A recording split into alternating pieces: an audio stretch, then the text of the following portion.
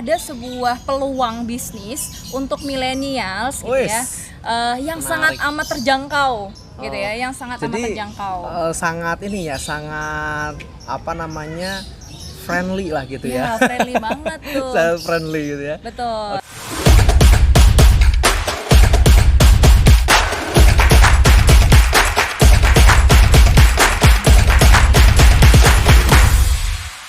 Assalamualaikum warahmatullahi wabarakatuh.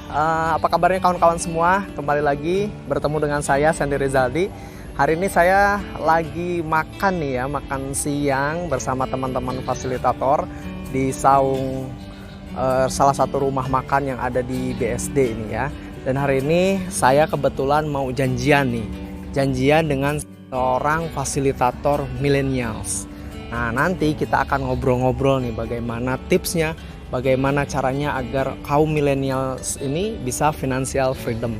Nah, kita akan ketemu nih. Saya sudah janjian kebetulan dengan beliau.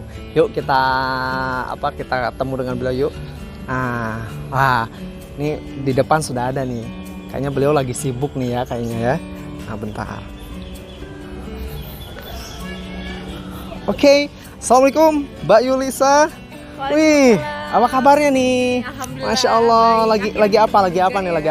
Boleh duduk, Kang? Oke. Ya. Masya Allah.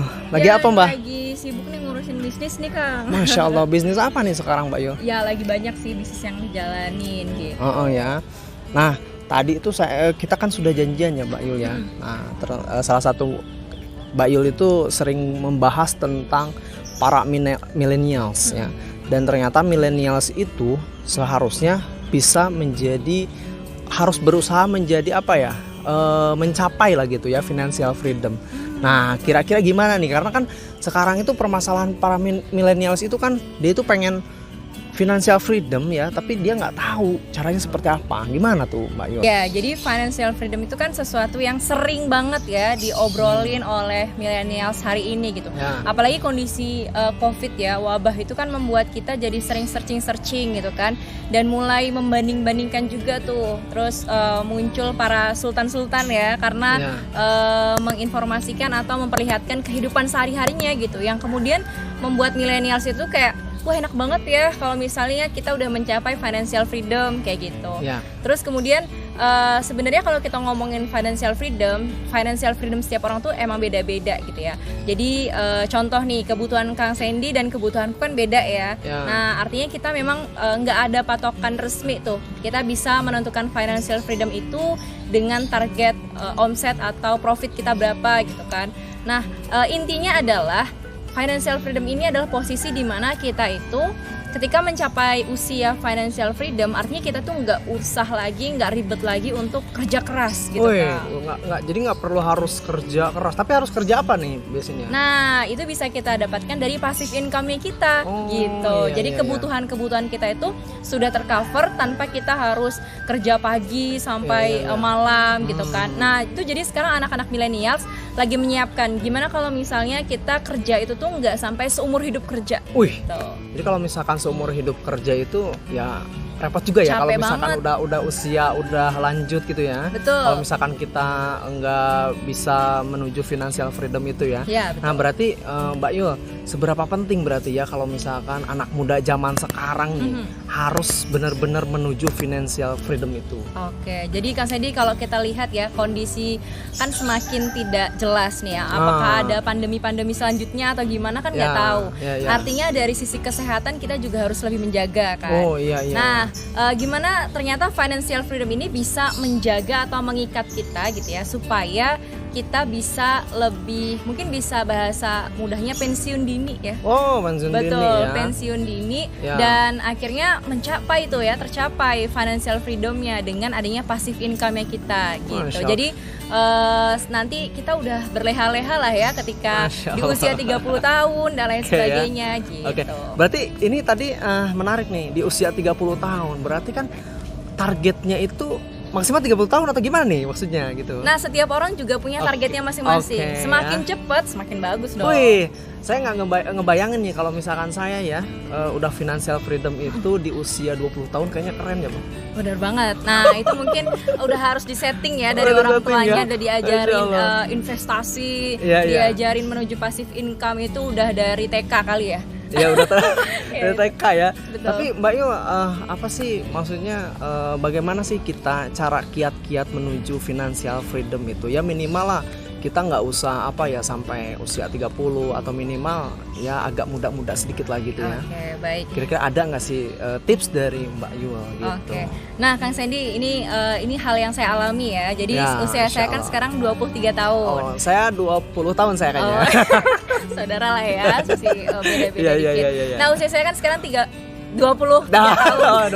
23 tahun, kemudian target financial freedom saya itu di usia 30 tahun. Masya Allah, berarti kalau 23 tahun ada waktu 7 tahun lagi dong? Betul, 7 tahun. 7 tahun untuk mempersiapkan, mungkin kalau misalnya Sultan kayak 7 turunan tuh udah tercover ya.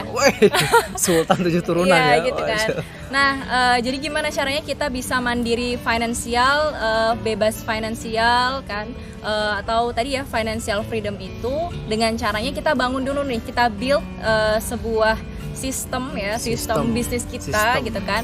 Dan tentunya yang membuat kita itu terlepas dari kerja keras dan kita coba untuk beralih ke kerja cerdas. Nah, ini adalah pinter-pinternya milenial sekarang itu untuk memilih instrumen investasi. Wow, gitu. Instrumen investasi. Yes. Menarik nih. Cuman pertanyaan saya yang menggelitik.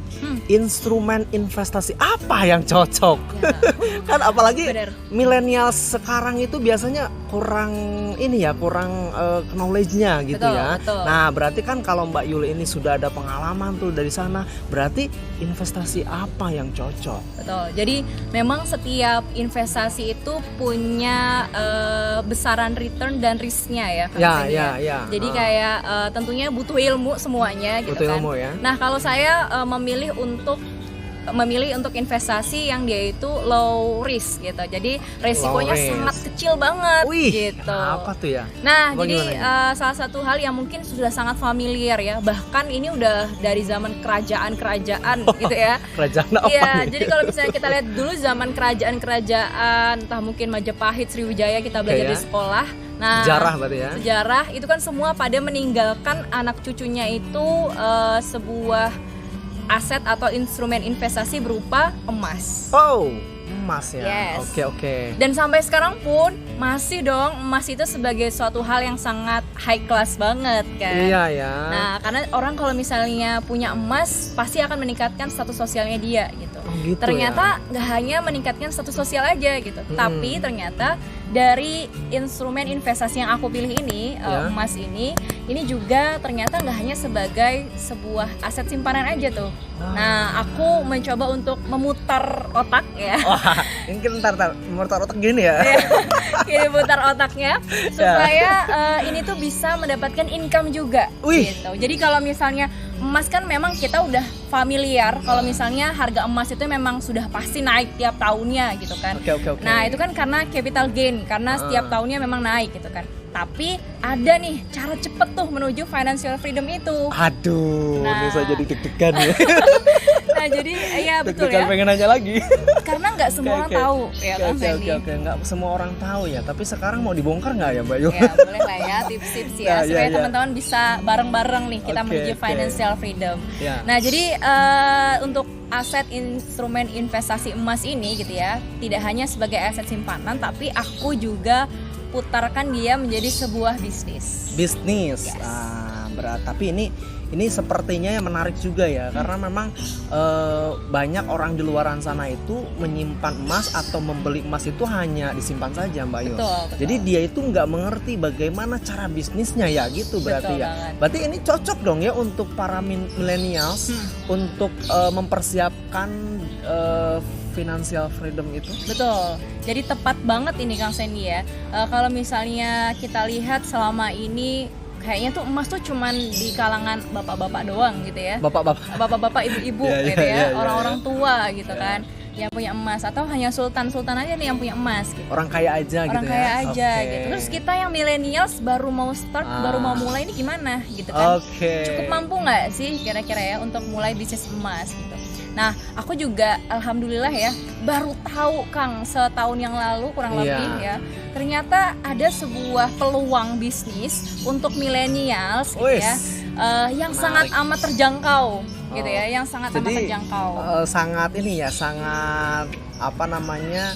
Friendly lah gitu ya. Friendly banget tuh. Friendly gitu ya. Betul. Oke, bisnis emas apa tuh Mbak Yul kalau boleh tahu? Ya, jadi aku taunya dulu kan kayak kita taunya emas tuh hanya ada di mall atau di pasar gitu ya, dengan karyawan yang sangat banyak, stok yang melimpah gitu kan. Nah, ternyata bisa kita jangkau, aku jangkau dengan mendaftarkan diri sebagai pebisnis emas di Ewa Gold. Masya Allah, menjadi pebisnis emas di Ewa Gold ya. Betul. Dan itu memang cocok banget buat millennials ya. Betul banget gitu ya. Kalau misalnya selama ini hanya orang tua aja gitu ya yang bisa memperjualbelikan emas, ternyata semakin muda nih kita menjadi pebisnis emas, semakin fast track nih kita bisa menuju financial freedom kita. Masya Allah. Jadi apa namanya, garis besarnya itu ketika kita ingin mencapai financial freedom, dimulai dari semudah mungkin itu bisa, salah satunya harus menjadi pebisnis emas. Betul. Dan kalau misalnya menjadi pebisnis emas, kalau misalnya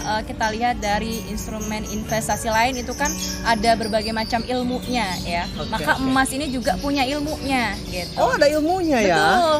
Dan aku mikirnya aku harus belajar di mana ya terkait investasi emas ini gitu kan. Kan nggak ada ya jurusan emas gitu kan. Jurusan emas Jurusan ada ya, belum ada. Kan nggak ada Iya, tuh. belum ada sih saya Nah, biasanya bisnis atau ekonomi secara general aja. Nah, ternyata aku kagetnya itu adalah ketika aku bergabung menjadi pebisnis emas, ternyata itu sudah masuk ke dalam lisensi perkuliahan emas dong. Masya Allah. Wah, keren banget. Gimana tuh perkuliahan emas? Iya, aku juga nggak kebayang ya.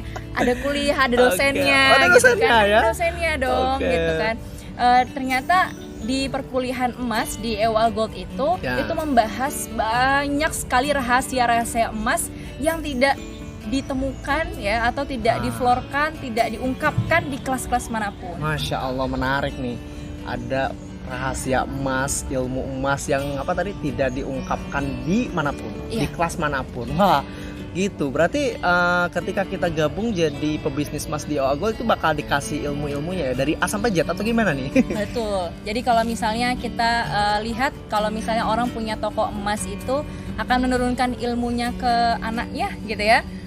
Karena akan mewariskan toko emas itu gitu ya. Tapi kan hanya sekedar transaksinya aja tuh, perhitungan transaksi. Nah, bedanya kalau di perkuliahan emas Ewa Gold ini diturunkan semua ilmu dari mulai sejarah faktanya emas gitu kan. Kemudian dari manfaat emas yang kita ketahui itu ternyata ada belasan banget, dan ini mungkin baru riset per 2021 ya. Masya Allah, nah, menarik ini ntar bisa di bedah-bedah lagi nih gitu bersama mentor-mentor yang keren banget. Oke, jadi intinya mumpung kita masih muda, karena ini kan khusus buat para millennials ya. Mumpung kita masih muda, yuk kita bangun bisnis ya. Betul. Bangun bisnis itu salah satu instrumennya adalah apa tadi? Bisnis logam mulia emas. Masya Allah, Ewa Gold. Tapi dengan kita gabung menjadi pebisnis Ewa Gold juga, di sana kita akan disuguhkan ilmunya ya. Betul. Secara lengkap ya Mbak Yul ya. Masya Allah. Oke, Mbak Yul, kalau menurut Mbak Yul ya, kalau misalkan untuk berusaha untuk menjadi financial freedom itu idealnya berarti dari anak-anak SMA, SMP, atau gimana ya? Oke. Jadi Kang Sandy targetnya kapan ya? Saya kalau misalnya tahu financial freedom tuh rasanya dari TK aja udah mau mulai nabung ya, udah mulai bisnis gitu rasanya. Nah, tapi yang pertama teman-teman nggak ada waktu kata terlambat, gitu ya. Nggak ada waktu kata terlambat. Setelah teman-teman tahu informasi ini, gitu kan. Nah, teman-teman bisa langsung action, tanya-tanya terkait Ewa Gold. Dan tentunya kalau misalnya kita lihat dari sisi usia ini tuh bisa dicapai dari usia berapapun, gitu ya. Dalam artian kalau misalnya di SMP, di SMA itu kan juga banyak ya teman-teman kita yang jadi reseller produk A, B, C, D, gitu kan. Nah, kali ini kita akan menjadi seorang pebisnis emas millennials, gitu ya. Mulai dari berapapun jenjang perkuliahan kita atau sekolahnya kita. Masya Allah, jadi cocok banget ya Cocok untuk banget. para milenials ya. Benar banget. Masya Allah, wah sangat luar biasa, dahsyat sekali ya. Ini saya ngobrol santai sama Mbak Yo ya, karena beliau ini praktisi milenials ya. Mbak Yo, ya sebelum ditutup nih, Ya. statement closing apa atau motivasi apa nih buat para milenial yang nonton sekarang? Oke, jadi kepada seluruh millennials ya, kita kan nggak tahu tuh ke depan akan ada apa saja yang ada di depan kita gitu ya. Intinya teman-teman cobalah untuk terus cari tahu, belajar lebih lanjut dan juga temukan ya kira-kira circle atau komunitas seperti apa nih yang akan kita ikuti. Nah, kalau aku gitu ya mengikuti komunitas circle bisnis EOA Gold, Logam Mulia Emas EOA Gold, yang di sana tidak hanya memikirkan dari profit aja, tapi semakin berkembangnya zaman kan semakin abu-abu ya Kang Sandy, antara yang hak sama yang batil gitu kan, yang baik sama yang buruk tuh makin bingung kita. Nah, insya Allah di EOA Gold ini dia juga menjaga keberkahannya. Gitu. Masya Allah. Jadi ada nilai wakaf 5% di setiap profit transaksinya. Masya Itu yang bisa mungkin ikhtiar menjaga kita ya, ikhtiar menjaga harta kita. Jadi meskipun kita udah menuju financial freedom, kita udah sultan nih gitu ya, tetap harus ada harta yang kita keluarkan tentunya kan untuk orang lain. Masya Allah, dahsyat ya ini. Pokoknya teman-teman para milenials ini harus benar-benar melek, harus benar-benar nonton acara ini sampai selesai. Ya, alhamdulillah kawan-kawan semuanya, kita sudah ngobrol santai sama Mbak Yulisa nih ya. Mudah-mudahan acara ini bermanfaat, dan jangan lupa kawan-kawan yang melihat hari ini itu jangan lupa like, komen, subscribe EOA Gold Official program Jelajah Emas. Baik, sekian dari saya Sandy Rizaldi dan Saya Yulisa Rati Istiana. pamit undur diri. Assalamualaikum warahmatullahi wabarakatuh.